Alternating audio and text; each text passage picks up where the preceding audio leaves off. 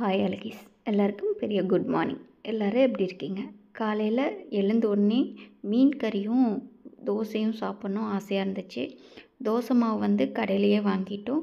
அதுக்கப்புறம் மீன் வாங்குறதுக்காக எப்போவுமே உக்கடம் தான் போவோம். உக்கடம் போயிட்டு ஒரு 5 கிலோ பக்கம் ப்ரான், அப்புறம் நண்டு, மீன் இப்படி நிறையா வாங்கி வந்து ஃப்ரீசரில் வச்சுருவோம். பட் இந்த டைம் நாங்கள் உக்கடம் போகல. துடியலூரில் மீன் கடைன்னு ஒரு கடை இருக்குது. அங்கே போய் நாங்கள் வாங்கிட்டு வந்தோம். பட் எல்லாமே ஃப்ரெஷ்ஷாக, ஓரளவுக்கு ஃப்ரெஷ்ஷாக தான் இருந்துச்சு, ரொம்ப மோசம் இல்லை. அப்புறம் வந்து பில்லு பார்த்திங்கன்னா இவ்வளோ மீன் வாங்கி 5 சம்திங் தான் வந்துச்சு. ஸோ நீங்கள் ஒரு நாள் ட்ரை பண்ணுங்கள், எப்படி இருக்குன்னு பார்த்துட்டு கமெண்ட் பண்ணுங்கள். அதுக்கப்புறம் மார்னிங் வந்து 8 o'clock வெளியே போகிறது ரொம்பவே நல்லாயிருக்கும்.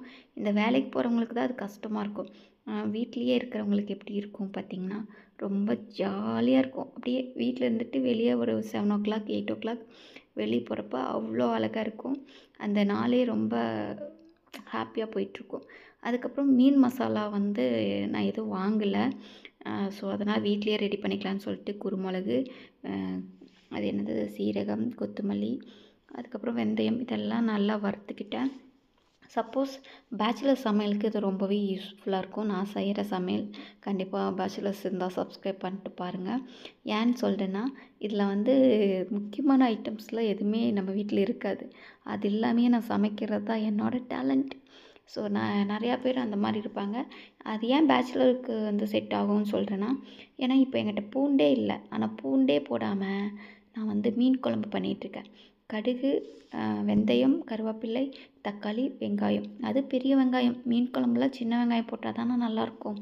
ஆனால் பெரிய வெங்காயம் போட்டு நான் பண்ணிகிட்ருக்கேன். ஸோ உங்களுக்கு பேச்சுலருக்கு செட் ஆகும் தானே இந்த மீன் குழம்பு.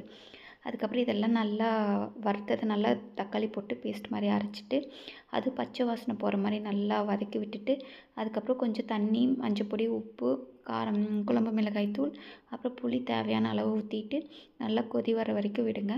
நல்லா கொதி வந்ததுக்கப்புறம் நம்ம கட் பண்ணி வச்சுருந்த மீனை சேர்த்துனோம்னா சுவையான மீன் குழம்பு ரெடி. நேற்று ஒரு வீடியோவில் நான் சொல்லியிருப்பேன், என் லைஃப்பில் ஒரு டிஃப்ரெண்ட்டான ஒன்று நடக்குது அப்படின்ட்டு. அதில் வந்து இது ஒன்று என்னென்னா, ஃபஸ்ட்டு வந்து வாய்ஸ் மாறி இருக்குது. 2 வந்து பார்த்திங்கன்னா லெஃப்ட்டு கையில் சாப்பிட்டுட்ருக்கேன்.